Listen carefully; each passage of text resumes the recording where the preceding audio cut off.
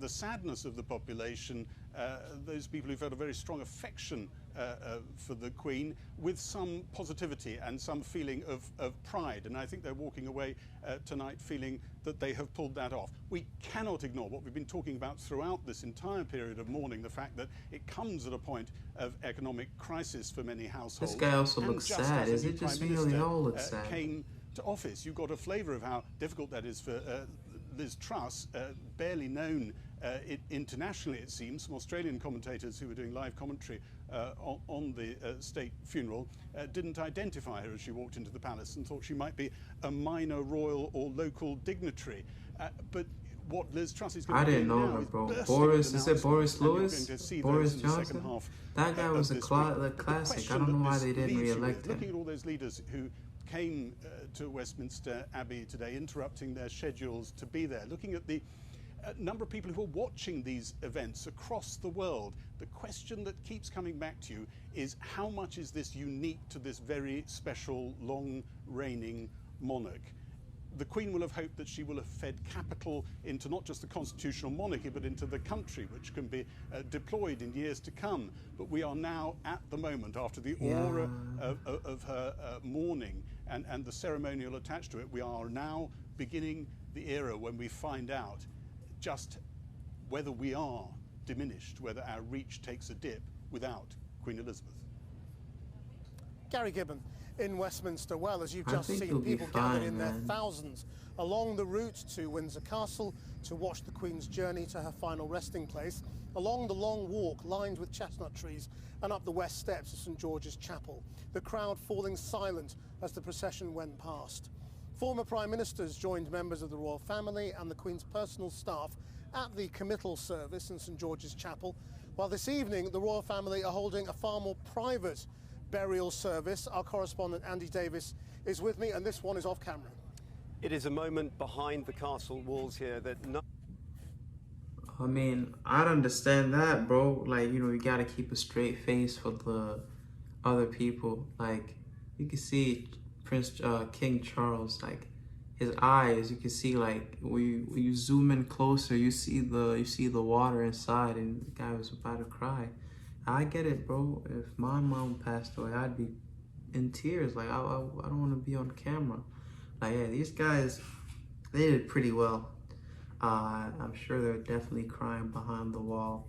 But yo, yeah, I mean, death is natural. And at 96, bro, I'm sure everybody was like, soon, like, when?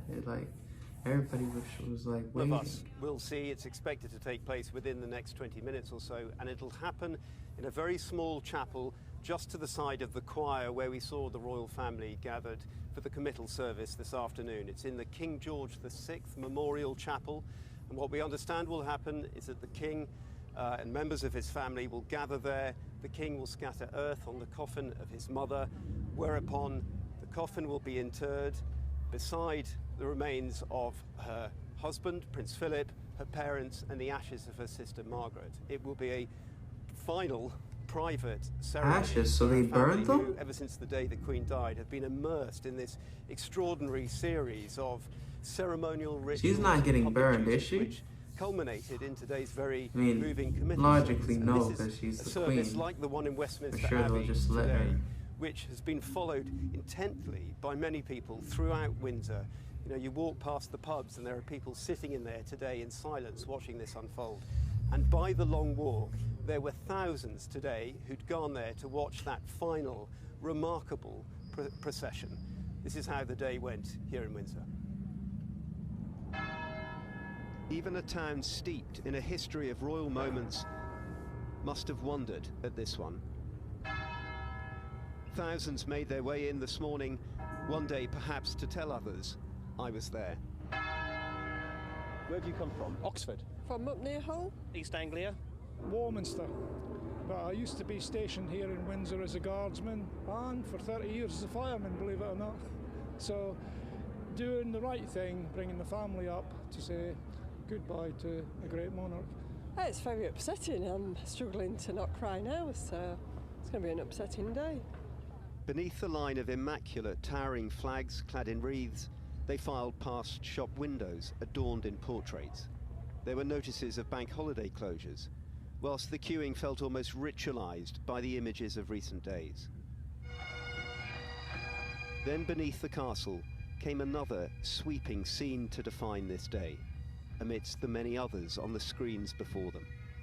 The Long Walk, spectacular backdrop to many of the Queen's state visits, now a hushed avenue of witnesses to her state funeral and its end. This is a moment in history that will probably never be repeated. For many a time, certainly for a Queen. It's really. I mean, she was a classic, bro. Like everybody knew, like the moment Queen Elizabeth died, the stuff I saw online was crazy. I still it's can't like believe that she's gone. Same as a lot of people. I don't think people can't come to terms with it. I don't think. So. I mean, it's crazy. It's like. You know, I spent I heard my working life under the Crown. Wouldn't miss this for the world. Yeah, these guys are all old. Sad to see her go. End of an era, start of another one. In the castle, All so these guys are emblematic of pretty era change old. in the House of Windsor, the chapel step-lining party took up position.